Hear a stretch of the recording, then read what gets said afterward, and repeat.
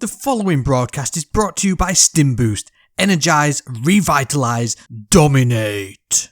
Alright everyone, let's get right into it with a rundown of all the latest goings on and major developments from the world of Helldivers 2. The past 48 hours have been incredible and none more so than this. Now be warned as we're in potential spoiler territory here, so let's get into it. Now if you didn't know, then there was actually a third faction from the original Helldivers game, and to be honest there's been tons of mention of them in the game during Helldivers 2, and some of this isn't massively obvious. Some of the characters in the ship, some of the crew members actually do refer to the Illuminate from time to time as a previous threat in the world, as random dialogue that you can get if you do spend enough time in your own personal destroyer.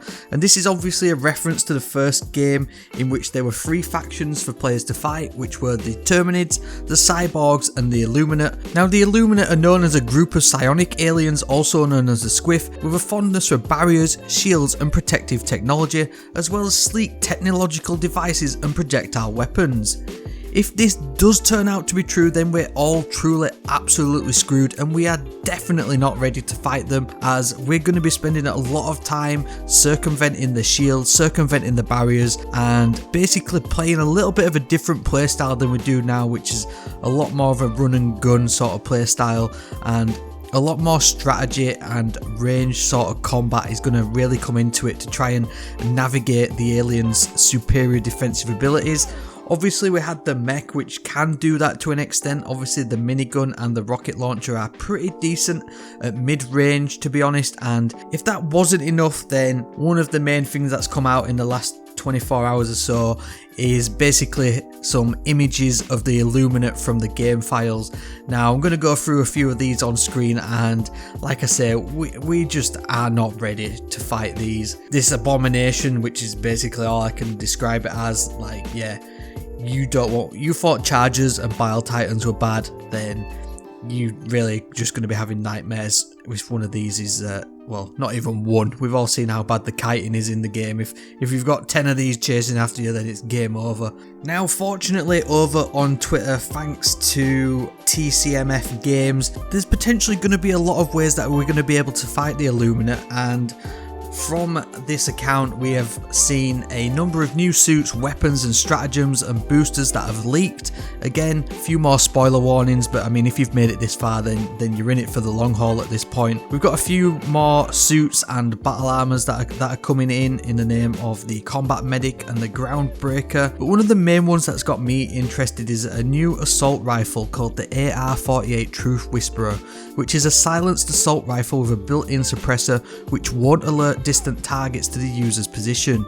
Now obviously stealth is kind of going under the radar in Helldivers 2, but a stealth rifle taking out the Illuminate at distance and trying getting them on the toes before they manage to put up any shields or defences, then I can see this thing being pretty popular, especially if it does some decent damage. On top of that, we've had a grenade pistol which is doing the rounds, and a new thermite grenade which is going to be great for any sort of flamethrower builds. Obviously the flamethrower is going nuts right now. If you haven't checked it out, then I've done a video on that one recently, going through all of its ins and outs, and it is actually really good in a lot of content, even up to higher difficulty levels. It'll just burn through enemies, and to be fair, the ammo economy on it is pretty good as well. Obviously we've got the mech that came out recently, but there's going to be a variation of that with the Exo-49 Emancipator Exosuit, which basically is a heavily armoured walking exosuit which is equipped with dual auto cannons.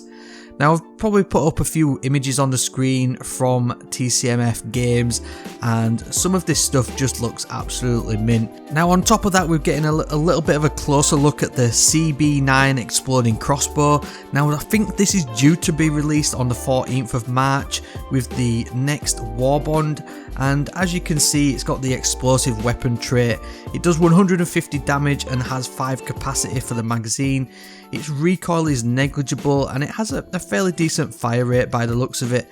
Again, this is going to be another one of them mid-ranged options by the looks of it. And moving on from that, and this was something I kind of picked up with the trailer for the upcoming new Premium War Bond, and it was the fact that the EX16 Prototype 16 armor suit basically comes with an electrical arc resistance with the electrical conduit passive armor trait, and this provides 95% resistance to arc damage. Basically, obviously the Tesla Sentry isn't massively popular. It does do a ton of damage to enemies, but it also does a ton of damage to you and teammates. I've been messing around with it in game and I've actually fried myself and teammates numerous times using it, and it is a ton of fun, to be fair. But if you can't guide the bugs or your enemies in towards it, or you don't have a really good placement of it, then it basically just becomes useless at that point. And armor that gets some sort of damage resistance is really going to be